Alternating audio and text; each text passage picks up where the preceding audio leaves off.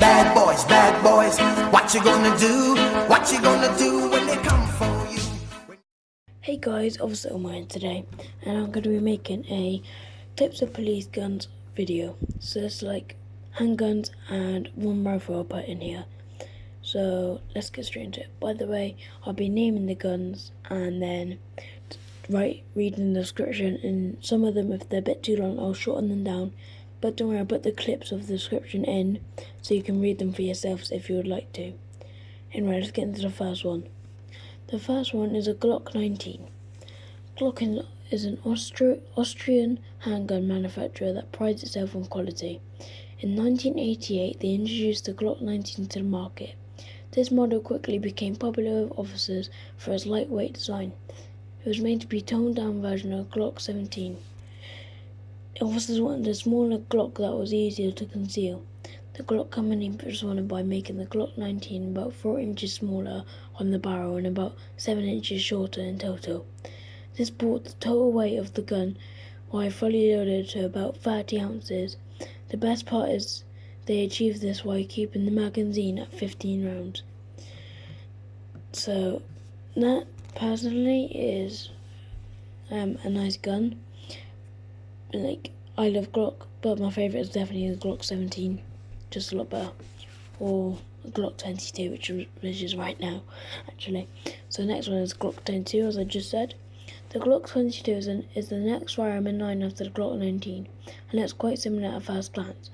The only two aesthetic differences are the Glock 22 is a couple of inches longer and a few ounces heavier than the Glock 19. Launched in 1990, this gun became one of the top guns for the military and police by 2006. The reason this gun has become so favourable is it offers more power. The only advantage the Glock 19 offers officers is is the fact that it is easier to conceal. If concealment isn't a concern, then most officers prefer the Glock 22. A big reason for this is that it has the capability to shoot both 9mm and 40 caliber ammunition, which I didn't know. I thought it was only 9mm, so taught me something today. Before the Glock 22, there was no Glock in between 45 caliber and 9mm. This gun combines the power of a 45 caliber weapon with the size of the flexibility of a 9mm weapon. It's for this reason it can be found in the holsters of thousands of cops around the world. Yeah, it's true. Even down here in UK, some Met officers and stuff like that still carry the Glock 22, and like firearms officers, so armed police, still carry the Glock 22. So, but also I was quite surprised it made in 1990 and stuff like that, 1988. I wonder what year the Glock 17 was. I don't know, but I guess I can look at that later. I'll let you know in the description as well, just so yeah. Because they look really modern, and with all the high power and stuff, it's surprising that it's like that old, to be fair. Right, next one. Smith & Wesson M&P9. Right, this is the longer one, so I might shorten it down. Actually, I'm just going to grab some water. Just give me 2 seconds. Okay guys, I'm back. That took me like a minute or two, but probably you for about 15 seconds. Right, this one, the Smith & Wesson M&P9. Smith & Wesson is an American gun company that has been manufacturing guns for over a century. Damn, I can't speak tonight. They made their first gun in 1852. I knew that, to be fair. And have since gone to supply American troops with sidearms in virtually every war since Civil War. Smith & Wesson has become one of the top suppliers of the world's police forces due to their prestigious reputation. One of the most popular police-issue firearms from this company is the military and police M&P9. Back in 2013, the entire Los Angeles Police Department, or LAPD, switched over to the M&P9. If the second largest police force in America thinks the M&P9 is a great weapon, then that's all the social proof we need. What makes this gun so popular among law enforcement is its personalization cap- capabilities. I'm sorry, guys. I can never speak English. I don't know why. The MMP9 has a Piccadilly. I don't know how to say this word. I know what it is. A Picatinny rifle. I don't know, but you can say that word. I'll highlight it. Rail under the muzzle that allows officers to install all types of custom accessories.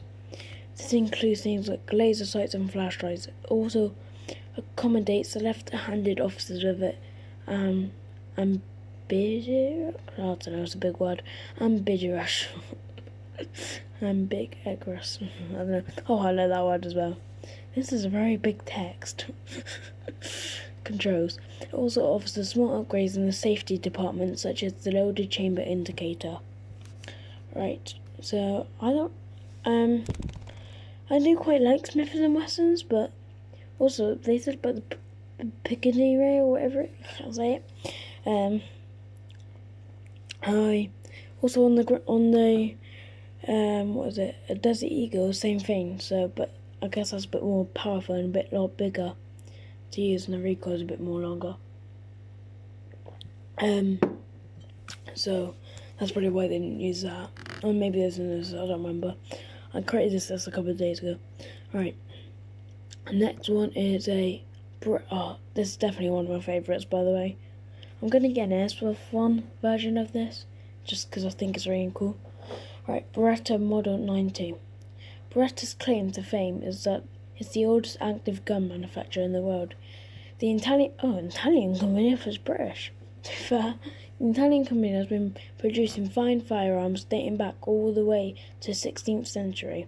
Since then, they have expanded to a multinational corporation that supplies militaries and police forces all around the world with quality firearms. So here, a lot of people do actually use, not people, but because guns are illegal and for police forces, unless it's police forces, I was going to say, in UK. So, but most police forces used to use these, and yeah, because I see them around, that's why I quite like them.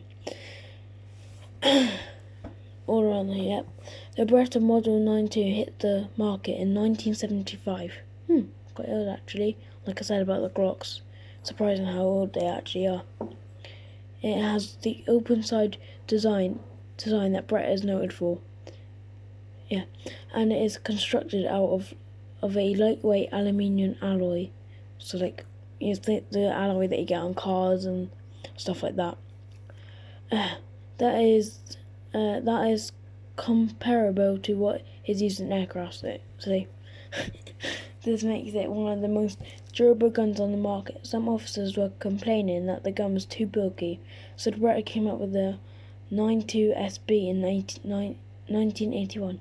Too bulky? It's only about 0.25 inches long? Not long, in width? Too bulky, I don't know why. Maybe there are some other ones out there. Anyway, so the Beretta came out here. The version was smaller, shorter and lighter. Beretta also released an automatic model of the 92C, didn't know that, in 1990, so officers will have an equal to the rise of semi-automatic and automatic weapons on the streets. Yeah, that makes sense, but don't really I think automatic handguns are okay, but not the best. This is the longest one. I think this is the last one as well. It is the last one. Yeah, this one I had to include. I had to include the famous Colt M4 Carbine because it's just one of the best guns. For like SWAT and stuff in America. Here in the UK, they use the UMP45. So if you want to go and look at that, then just search it up on Google, and they're very famous. I didn't put this one in, so I'm sorry about that. But you can look it for yourself. I'll leave a description of a website. You can look it on. I'll see if you can find one. If not, then just go on Google, type in UMP.45 description and stuff like that, so you can see what they're like. Right. I'm not going to shorten this one down because short may be long, but It's nice to read it for you guys. There's like 3 paragraphs though. Colt's Manufacturing Company, founded in 1855. Also, just don't... People who start is gonna put like all these comments about how many people like hate these guns because of school shooters in America and stuff like that. Please don't bother with it, because I will just delete them anyway. What's the point of having hate in this channel? Just don't. But just like, if you keep it politics, as I like to call it, somewhere else. Alright, just thought I'd set that aside. Right, it's one of the most prestigious gun manufacturers in the world. They were the main suppliers of the American forces between the Civil War and the World War One. The Colt M4 Carbine is not generally your everyday law enforcement weapon, although some departments now carry them in their patrol cars. Really? Don't know that. What was that?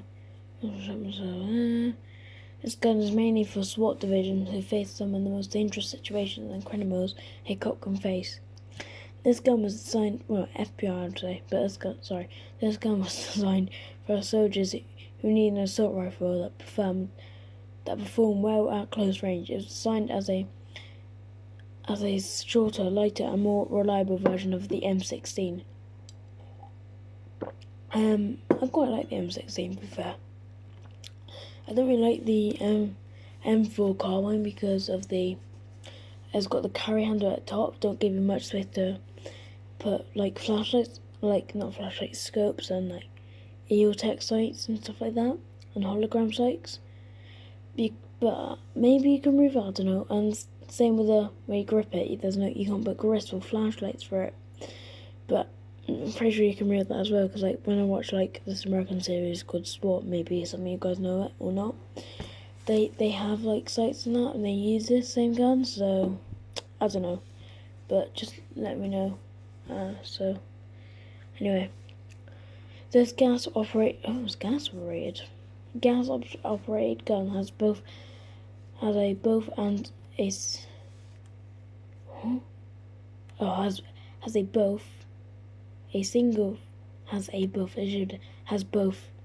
has like 2 shoots around. I don't know what this is wrong, I think.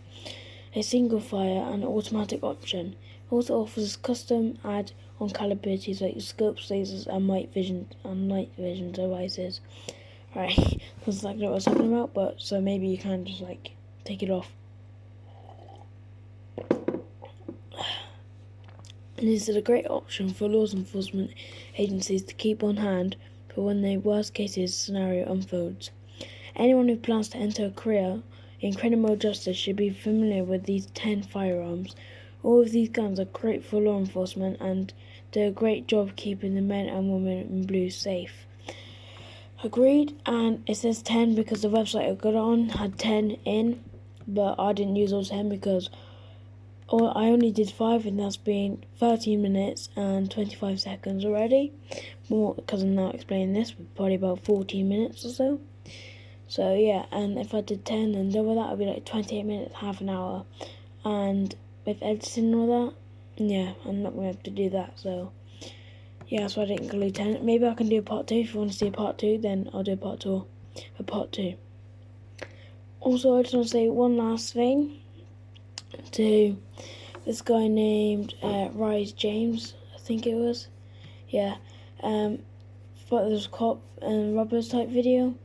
I'm very sorry. I said I would do it about 3 weeks ago, but I just haven't had time to figure out a place and time to do it, so I'm sorry about that, but I will do it as soon as possible, I promise.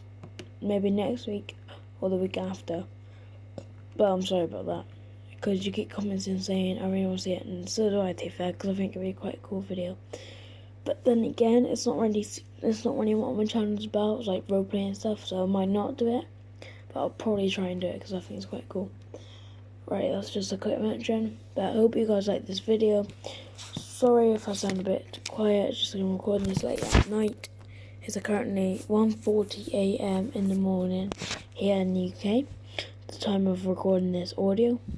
So, that's why I'm being quite quiet and trying to get my mouth as close to the my phone as possible. Now that's what I'm recording it with. So yeah, now it's 15 minutes. Anyway guys, I'll see you in the next one. Cheers. Bye.